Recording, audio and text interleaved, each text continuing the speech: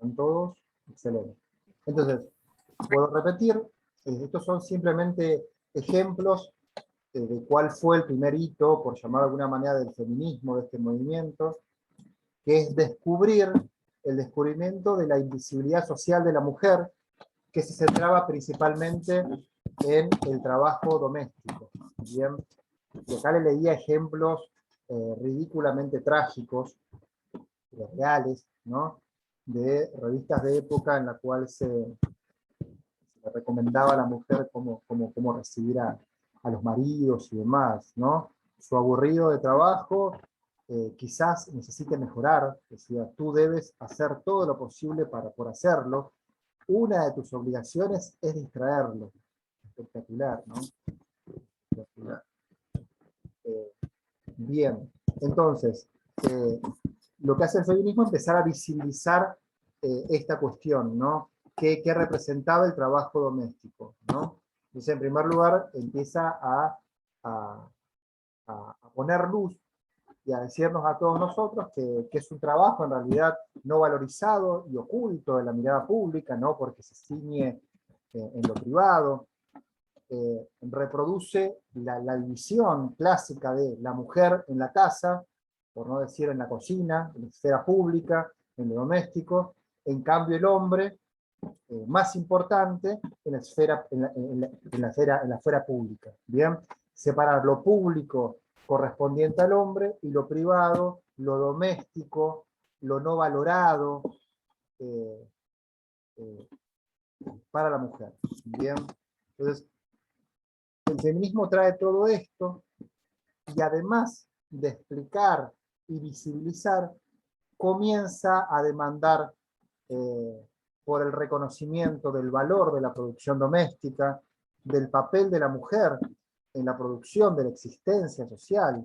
Bien, es de alguna manera, como les decía, hacer visible aquello que no le estaba, ¿no?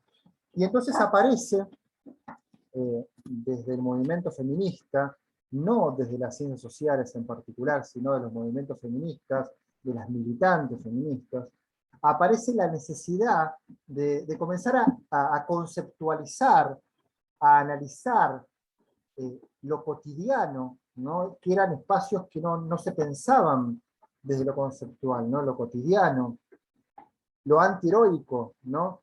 Todas aquellas cuestiones cotidianas de cocinar, limpiar, atender a los hijos y demás cuestiones que están relacionadas con el trabajo doméstico, que desde la mirada occidental dominante no tiene nada de heroico, ¿no? Lo heroico es otra cosa, ¿no? Lo heroico en general siempre relacionado con lo que hace el hombre, pero desde los movimientos feministas empiezan a analizar y a conceptualizar, ¿no? Esto de lo cotidiano, lo antiheroico, y a preguntarse cuestiones básicas, ¿no? Que hoy pueden parecer bastante obvias, pero a veces no lo son, como las siguientes, digamos. ¿Qué producen las mujeres cuando se dedican a su familia y a su hogar? ¿Quién se apropia de su trabajo? Es un trabajo, por ende tiene un valor. ¿Quién se está apropiando de ese valor que produce? El hombre. Sí, claro, digamos, el hombre o la división desigual entre los sexos, ¿no?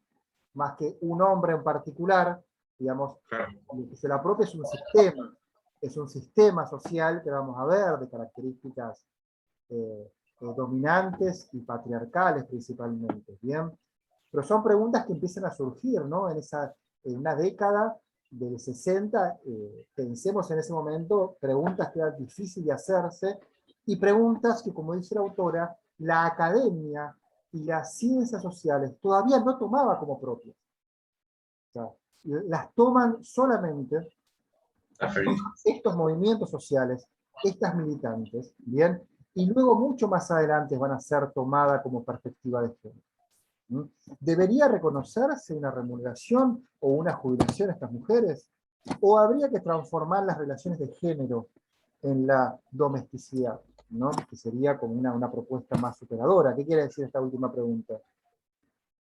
A ver, si yo le hago esta última pregunta, ¿habría que transformar las relaciones de género en la domesticidad? ¿Qué estoy preguntando? en sexualizar las tareas del hogar, básicamente. A ver, en otras palabras, ¿qué sería eso? Vas bien igual, va por ahí. O sea, que no las tareas del hogar estén pura y exclusivamente centralizadas en la mujer. ¿Por qué la tiene que hacer la mujer? ¿Por qué no la puede hacer el hombre? ¿Por qué no se pueden dividir equitativamente? Pero hay una cuestión, yo particularmente lo vivo mucho en mi casa con mi mamá y mi papá esto, o sea, más que en terapia hace 2 años. Pero eh, es una cuestión de que, bueno, como el hombre lleva el sueldo y mantiene la casa, como esa cuestión sexista de que Sí, sí, sí. el, yo soy el que trae el pan a la mesa, entonces, cuando, no sé, o sea, yo necesito comer y tiene que estar la comida, o sea, tiene que estar la casa limpia, como que esa cosa demandante. Sí, sí, claro. Sí, sí. Y aunque nosotros seamos, vos por supuesto mucho más joven, pero seamos de otras generaciones, son cuestiones que cuesta mucho desandar porque se transmiten a través de tantas instituciones, ¿no? Si bien ahora mucho más cuestionadas, pero se siguen transmitiendo esas ideas, aunque sea de forma más lavadas, pero siguen estando muy presentes todavía, ¿no? Esta idea de yo salgo, trabajo, lo mínimo que espero es que cuando llego la casa está ordenada, etc. Ahora, ¿sería posible que el hombre salga a trabajar, que el hombre traiga ese pan a la casa, si no estaría en este caso, ¿no? En este tipo de relación así bien desigual, la mujer haciendo lo que está haciendo en la casa? Y en segundo lugar, ¿por qué tiene que ser la mujer la que esté ahí y no en un caso inverso, ¿no? Eh, Profe, sí, disculpe que lo digamos, moleste.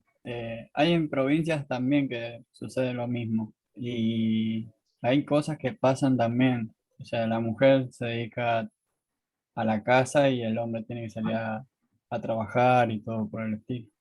sí, claro, sí, sí, sí, sí. Por ejemplo, en San Juan, en el campo, la mujer tiene que dedicarse a los niños. Igual, perdón, pero esto creo que está como muy asociado a toda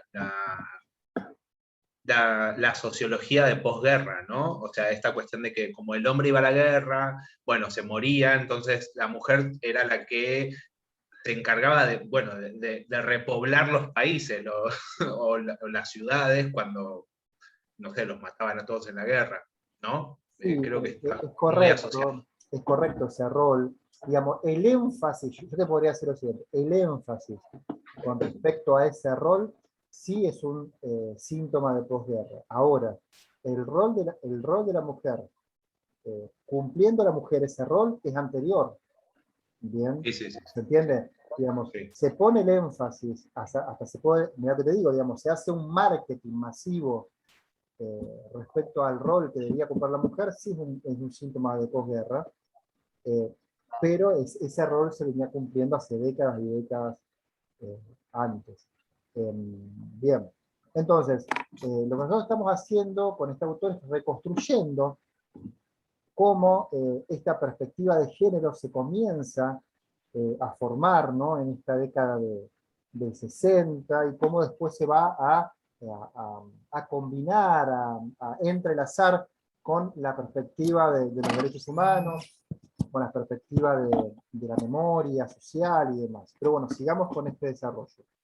Entonces se comienza a transparentar, a reconocer desde estos, a demandar el reconocimiento desde estos movimientos feministas en lo que respecta al trabajo doméstico. Pero ¿qué sucedía? ¿Y qué sucede? ¿No? Pero ¿qué sucedía en ese momento mucho más marcado? Cuando las mujeres salían de sus casas, ¿no? Y entraban al mercado de trabajo. Tenían pocas posibilidades de acceso a buenos empleos, discriminación salarial, ¿no? Salarios más bajos en relación con los hombres, eh, y estaba relegada a cubrir o a llevar adelante tareas consideradas típicamente femeninas, ¿no? Sí, anda a trabajar, pero puedes trabajar de servicio doméstico, secretaria, maestra, enfermera. Bien, por eso era tan poco habitual encontrar en esa época, en la década del 60, del 70, en el 50, maestros. Casi no había maestros, casi no había enfermeros, digamos, porque se pensaba esas funciones estrictamente como femeninas. Bien, entonces, además de pensarla como ciertas tareas son para la mujer, tenían salarios más bajos y accedían obviamente a empleos mucho más precarios. Lo siguen haciendo, pero en ese momento era mucho más fuerte la brecha. Sin embargo, estas problemáticas, que eran bastante obvias, no penetraban, como les decía, en el espacio de las ciencias sociales latinoamericanas, ¿no? Quedaba reducido a un ámbito de académicas y militantes, feministas, ¿bien?, cuyas dos líneas de acción eran las siguientes. En primer lugar, demandar reconocimiento del rol que cumplía la mujer en la sociedad, ¿bien?, luchar por mejores condiciones para estas mujeres. Y en segundo lugar, transformar dichas condiciones de trabajo. Para lo cual, para lograr esa transformación, era necesario visibilizar y problematizar, como les decía recién, la división sexual del trabajo. ¿Por qué era importante problematizar y visibilizar la división sexual del trabajo? Porque la división entre hombre y mujer en relación al trabajo no era más que una forma de subordinar a la mujer y pensar principalmente a la mujer como propiedad del padre de familia, y obviamente también los hijos, digamos, lo cual nos está hablando de una concepción bien patriarcal, ¿no?, a través de la cual se piensa la división sexual del trabajo, ¿no? Y aquí viene el concepto, hoy muy usado, pero ya presente en las problematizaciones de estas militantes feministas en la década del 60, el concepto de patriarcado, ¿no? ¿Qué entienden ustedes por patriarcado, ¿no?, cuando escuchan esta idea, este concepto? ¿Cómo lo podrían ustedes definir? ¿Qué encontraron en la definición que da la autora? Yo no lo llegué a leer, pero bueno, me parece a mí, desde mi concepción, una cuestión pura y exclusivamente de poder desde el hombre, o sea, ese poder que ejerce el hombre,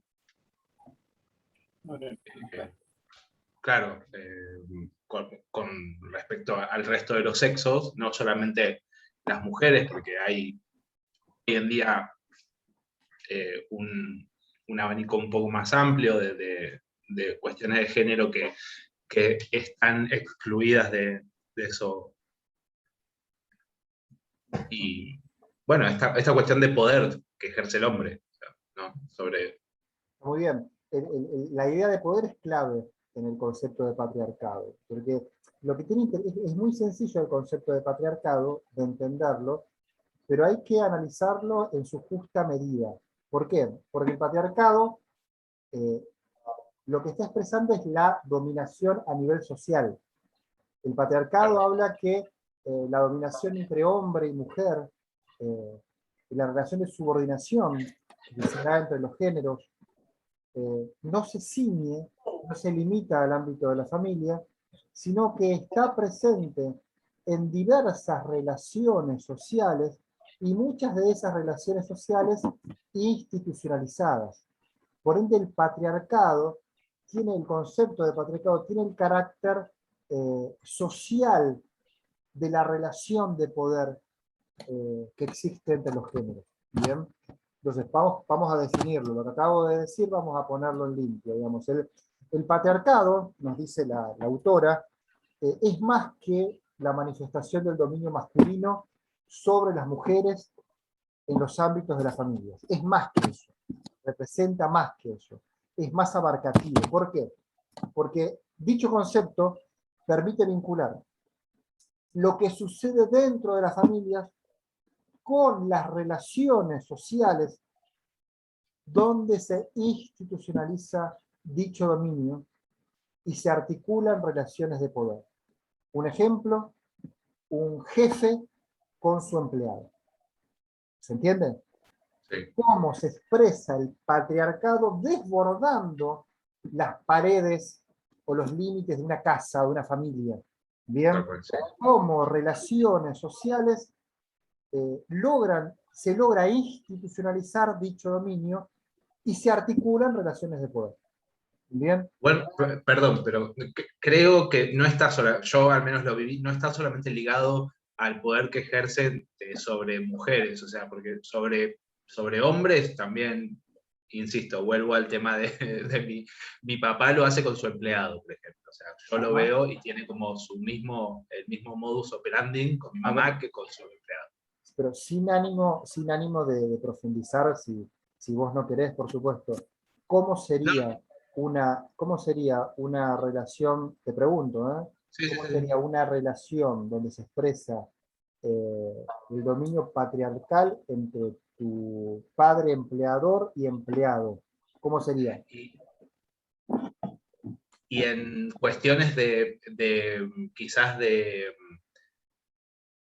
no, o sea, de llevarlo o tratarlo como alguien que sabe mucho menos que él, o sea, o bajarlo, ¿no? A niveles, no sé cómo explicarlo.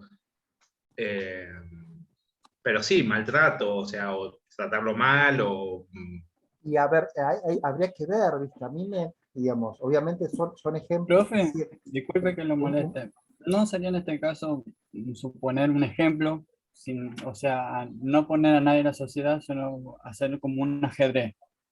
Está el rey y la reina son los que mandan a todos los obreros y todos tienen que seguir su función. Sería en ese caso, un patriarcado. O sea que o sea, tienen que atarse a las leyes del que manda. Es correcto, pero no tenemos que confundir. Lo que no tenemos que confundir es, una cosa es una relación de explotación y Claro, dominación lisa y llanamente por desigualdades en relación a la propiedad de los medios de producción, que sería el caso, me parece tuyo, Román, del ejemplo que das, ¿no? De sí. padre y empleado, empleador y empleado. Digamos. Me parece Y que pero no hay también una relación con la familia, eso, porque como viste que está, sí, dice, claro. la cabeza de familia, el padre de familia, como, Sí, claro, pero una eh, cosa es, pero yo te podría decir, el mismo maltrato que señalás vos, lo podrías realizar una mujer, ¿no? Una mujer con su empleado, digamos, sí, sí, que también sucede. claro, por supuesto. Entonces, en esos casos, yo lo que estaría pensando más, y si me lo permitís, porque es un ejemplo que planteaste vos, es estrictamente una relación de explotación que se basa por esa desigualdad de propiedad con los medios de producción. Sí, sí. Principalmente lo que explicaría. En cambio, el patriarcado se explica por la naturalización de la naturalización de la diferencia y la desigualdad por el simple hecho de ser hombre o ser mujer. Yo, por el hecho de ser hombre, naturalmente tengo más derechos, más beneficios y ejerzo una relación de poder sin problematización con respecto a vos que sos mujer. Bien, pero me parece que pasa por ahí. Y obviamente existe subordinación, existe dominación, existen características similares a los que vos planteás, pero que no tienen como base, desde mi punto de vista, esta cuestión de, Sí, del patriarcado. principalmente, claro, esta cuestión estrictamente patriarcal. Y entonces también, Diego, es importante que vos tengas bien claro esto, que no cualquier relación de explotación tiene carácter patriarcal. A veces la dominación puede ser estrictamente económica. Obviamente ustedes podrían decir, entre un hombre y una mujer, la relación de dominación también se ejerce a través de los recursos económicos, claramente. Sí. Es decir, yo trabajo, yo cobro más, por ende yo me voy a trabajar y vos quedate en la casa. Como yo soy el que trae los recursos económicos a la casa, yo decido qué se compra, qué no se compra, a dónde vamos y cuándo vamos. ¿Bien? Toda esa cuestión se da. La cuestión económica está presente, pero la cuestión económica está presente porque anteriormente estuvo naturalizado la desigualdad entre hombre y mujer. ¿Bien? Bien. En este vínculo. ¿Bien? Entonces, el concepto de patriarcado es muy importante y empieza a estar muy presente ya a fines de la década del 60. Por ende, cuando pensamos en el concepto de liberación, ¿no? De liberación de género o liberación de la mujer, para ser más exacto, no implica simplemente tomar conciencia de lo que sucede, ¿no? Implica transformar al patriarcado como sistema social, por eso es tan difícil, ¿no? Y va a llevar tanto tiempo y lleva tanto sudor y lágrimas, ¿bien?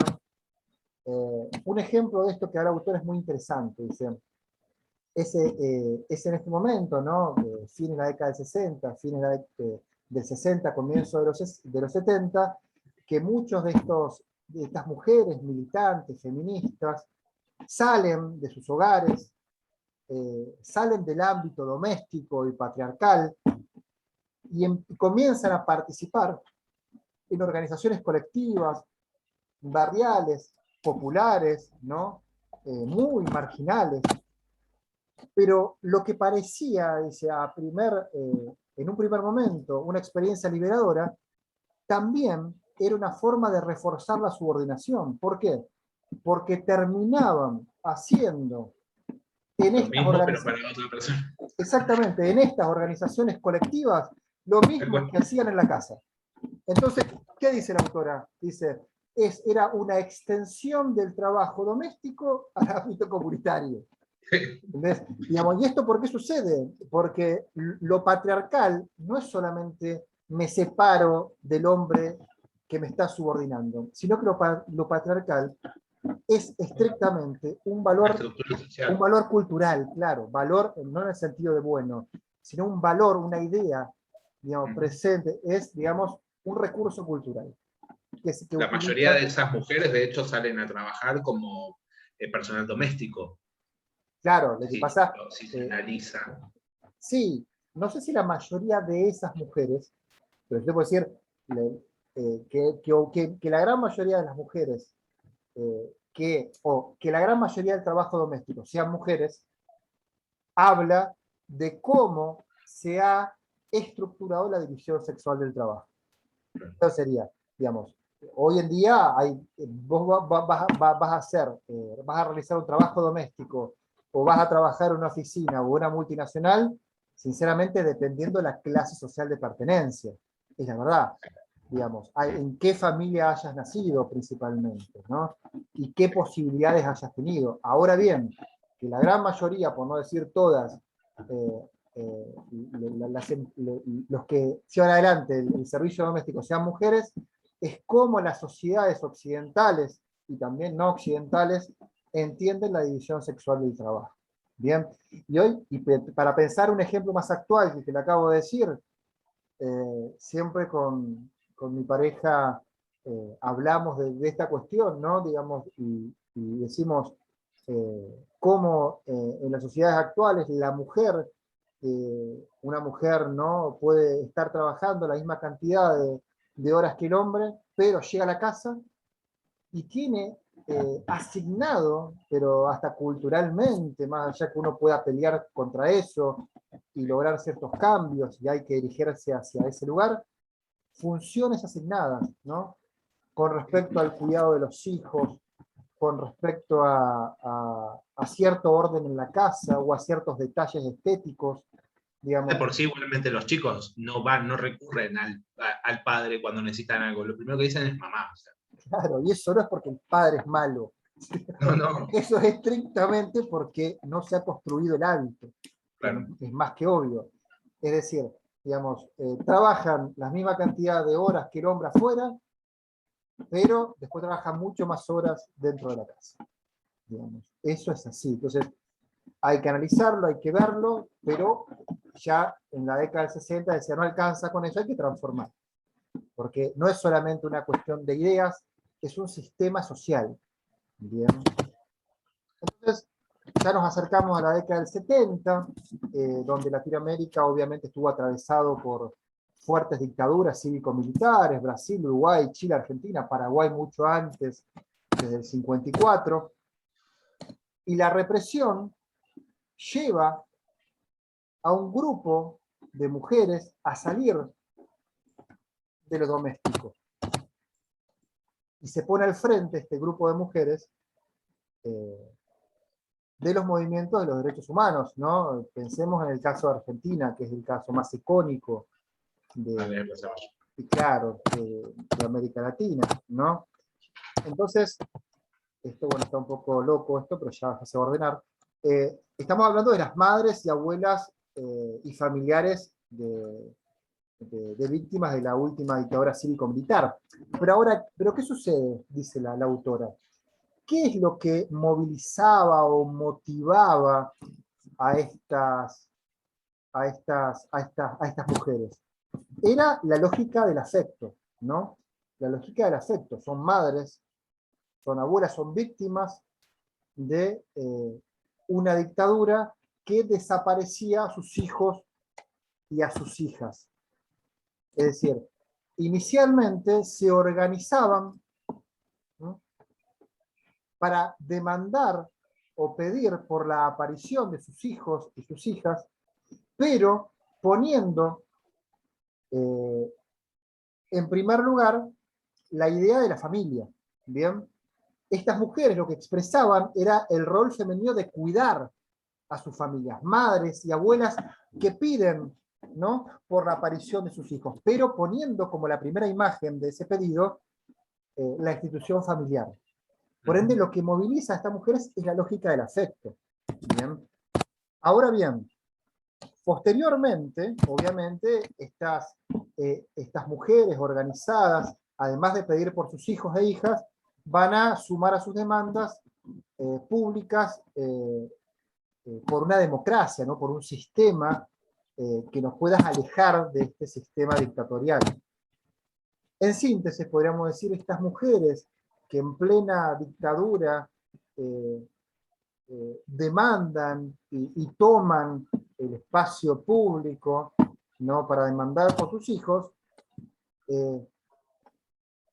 expresan la convergencia entre el paradigma de los derechos humanos y las mujeres, ¿bien? Pero no expresaban las demandas de igualdad del feminismo. Estas mujeres, estas madres de Plaza de Mayo, no están pidiendo por las consignas del feminismo. No, piden por la aparición de sus vidas, de sus hijos. Quieren volver a reconstruir la familia. Exactamente, la idea de familia tan ajena a las demandas, a las ideas feministas, que de alguna manera está cuestionando el rol de subordinación que se pregona detrás de la idea de familia, estas madres que levantan las consignas de los derechos humanos no levantan las ideas del feminismo. ¿Bien? ¿Por qué? Porque expresan la idea de la familia, de la maternidad más tradicional. ¿Bien? Esto, obviamente, inicialmente, distancia a las militantes de los derechos humanos de las militantes feministas. Claramente las distancias. Sin embargo, el feminismo, los movimientos feministas y las militantes feministas, con el tiempo, entendieron, tomaron conciencia, como no puede ser de otra manera, que el hecho de ser mujeres no alcanza para que espontáneamente uno levante las consignas del feminismo. ¿Por qué? Porque no todas las mujeres fueron atravesadas por los mismos contextos. No todas las mujeres son iguales. Eran madres mayores de 50 años, es decir, creadas de una sociedad tradicional. Por ende, ¿qué ideas van a levantar? Las ideas de la familia, de la maternidad, del vínculo familiar, por encima de cualquier otra idea que cuestione eso. Pero con el tiempo, las ideas feministas fueron acercándose a los movimientos de derechos humanos y se manifestaron como una, ¿bien? Pero inicialmente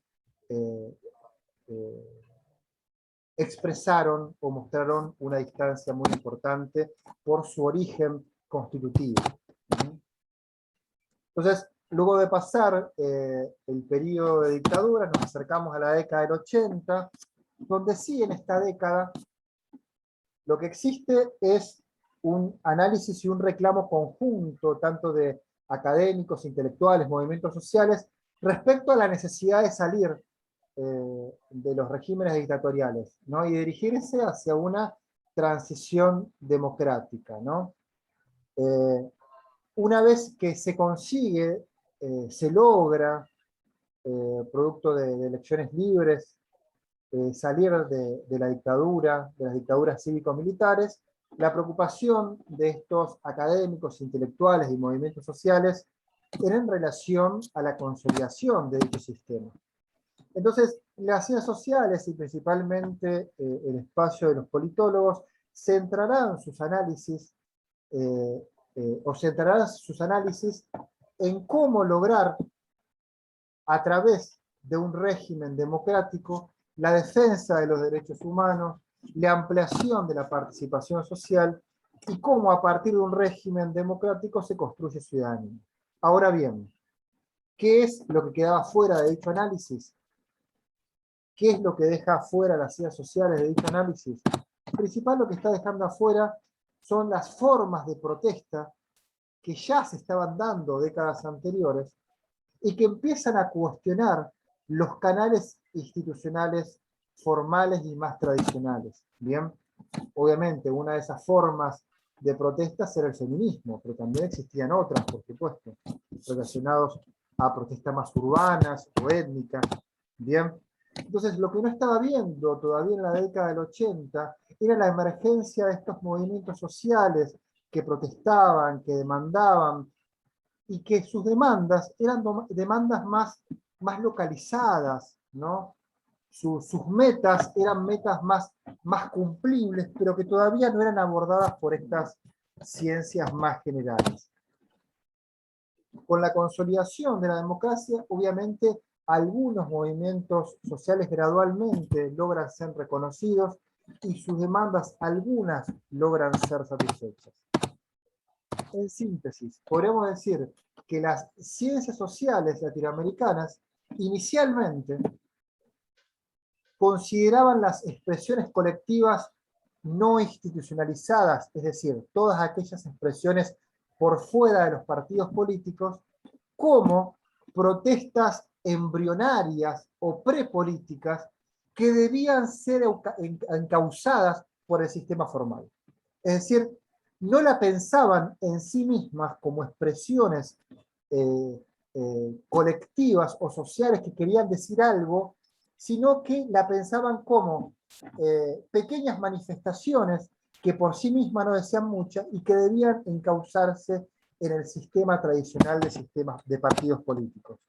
Y posteriormente, producto del malestar de la política tradicional, ya acercándonos a la década del 90, estos movimientos políticos, estos movimientos sociales, perdón, empiezan a plantear nuevas formas de hacer políticas separadas de la forma tradicional de hacer política. ¿Cómo se produjo este cambio de paradigma en el análisis de movimientos sociales? Cuando comienzan a ser consideradas estos movimientos sociales no solo como nuevas formas de hacer políticos, sino también como nuevas formas de sociabilidad y cambios en los patrones de organización social. ¿Qué quiere decir esto? Las ciencias sociales poco a poco se dan cuenta que no alcanza para pensar lo social las estructuras tradicionales como los partidos políticos o los sistemas políticos tradicionales, sino que hay que poner el foco también en estos movimientos sociales que empiezan a tener demandas localizadas, ¿bien? Y empiezan a desarrollar nuevas formas de vínculo o de pertenencia social y a formar nuevos patrones de organización social.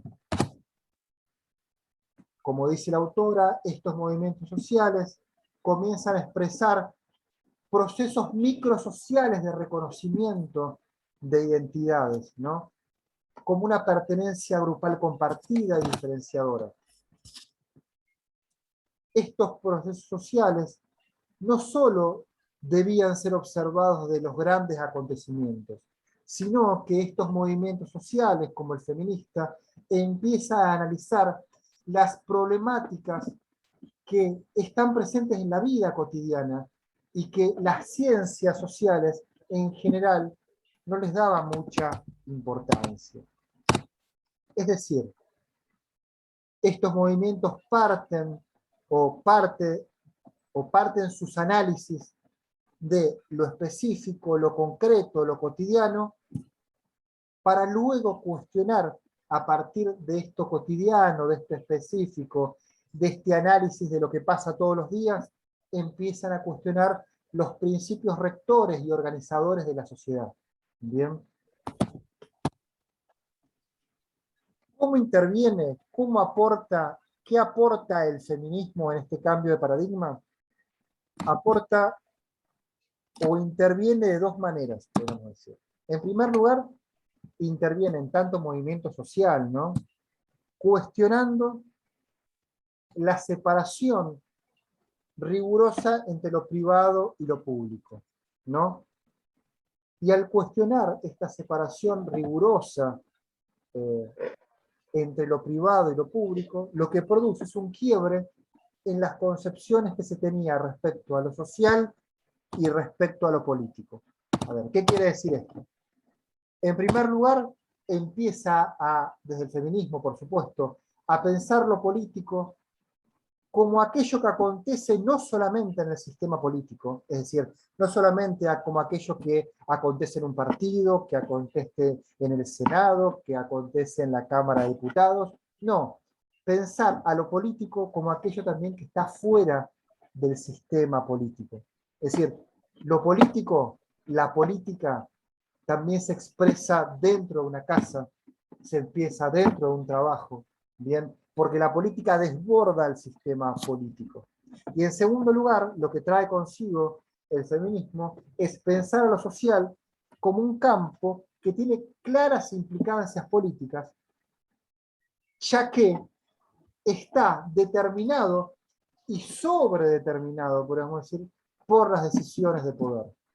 Bien, de esta manera, el feminismo introduce una idea clave, que es lo personal es político. Ahora se va a volver a cortar en cualquier momento y se vuelven a conectar y ya de a poquito vamos a ir cerrando. O sea, lo personal es político. Es decir, lo que le sucede a una mujer en la casa, lo que le sucede a una mujer en el trabajo, lo que le sucede a una mujer en la vía pública, bien, también es político. Entonces hay un eslogan muy conocido de las feministas chilenas que dice democracia en la calle, democracia en la cama. Es decir, empiezan a plantear la necesidad de politizar la esfera privada y a partir de esta politización empiezan a transformar tanto la esfera pública como el espacio político formal hasta ese entonces. Entonces, esa es la primera intervención que hacen. Y la segunda intervención que trae consigo el movimiento feminista como movimiento rupturista es que interviene fuertemente en el concepto de ciudadanía.